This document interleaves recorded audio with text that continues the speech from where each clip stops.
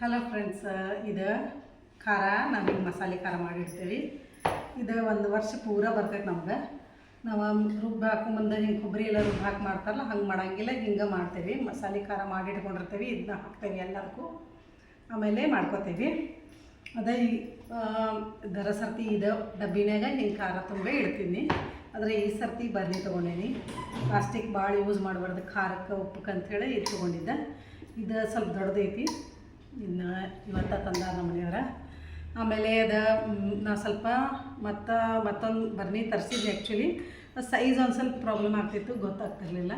ಮತ್ತು ನಾ ಹಾಕಿದ್ದು ಸಣ್ಣ ಸೈಜ್ ಬರ್ತಾವೆ ಅಂತ ಡೌಟ್ ಮಾಡಿ ಈ ಸರ್ತಿ ಇದು ತಂದಿದ್ದೆ. ಇದು ತೊಗೊಂಡು ಬಂದೆ. ಇವತ್ತು ಇದ್ರೊಳಗೆ ಹಾಕತ್ತೀನಿ. ಈಗ ಇನ್ನೂ ಒಂದು ಬರ್ನೆ ಹಾಕಿಟ್ಟೇನಿ. ಇದು ಒಂದು 7 kg ಖಾರ ಐತಿ. ಇಷ್ಟು ಮಾಡ್ಕೊಂಡು ಇಟ್ಕೊಂಡಿರ್ತೀವಿ ವರ್ಷ ಎಲ್ಲ. ಈ ಸರ್ತಿ ಸ್ವಲ್ಪ ಜಾಸ್ತಿ ಆಗೈತಿ, ನೋಡ್ಬೇಕು ಹೆಂಗೆ ಆಗ್ತೈತ. ವರ್ಷ ಬರ್ತೈತೋ ಜಾಸ್ತಿ ಬರ್ತೈತೋ ಗೊತ್ತಿಲ್ಲ. ಅದನ್ನು ನಿಮ್ಮ ಜೋಡಿ ಶೇರ್ ಮಾಡ್ಕೊಂಡೀನಿ. ನೀವು ಖಾರ ಇದ್ರೆ ಪ್ಲಾಸ್ಟಿಕ್ನ ಹಾಕ್ಬೇಡ್ರಿ. ಇದು ಪ್ಲಾಸ್ಟಿಕ್ ಅಂದರೆ ಏನು ಟಪ್ಪರ್ವೇರ್ದ. ಆ್ಯಕ್ಚುಲಿ ಇದು ಪ್ಲಾಸ್ಟಿಕ್ ಚಲೋ ಇರ್ತೈತಿ, ಟಪ್ಪರ್ವೇರ್ದ. ಇದು ನಾವು ಮಣ್ಣಾಗ ಹಾಕಿದ್ರೂ ರೀಸೈಕಲ್ ಆಗ್ತೈತೆ, ಹಂಗೆ ಇರ್ತೈತೆ ಪ್ಲಾಸ್ಟಿಕ್. ಯಾಕಂದ್ರೆ ನನಗೂ ಮೊದಲು ಹೇಳ್ತಿದ್ರೆ ಗೊತ್ತಿರಲಿಲ್ಲ. ಈಗ ಒಂದು ಡಬ್ಬಿ ನಮ್ಮ ಮನೆಗೆ ಒಂದು ಡಬ್ಬಿ ಐತಿ. ಇರ್ವಿ ಆಗ್ತಾವಿಲ್ಲ ನಮ್ಮಲ್ಲಿ ಭಾಳ. ಆ ಇರ್ವಿ ಎಲ್ಲ ಡಬ್ಬಿ ತಿಂದ್ಬಿಟ್ಟೈತೆ. ಆ್ಯಕ್ಚುಲಿ ಉದ್ದಿನಬೇಳೆ ಹಾಕಿಟ್ಟಾಗ ಆ ಥರ ಇರ್ತೈತಿ. ಟಪ್ಪರ್ವೇರ್ ಚಲೋ ಇರ್ತೈತಿ.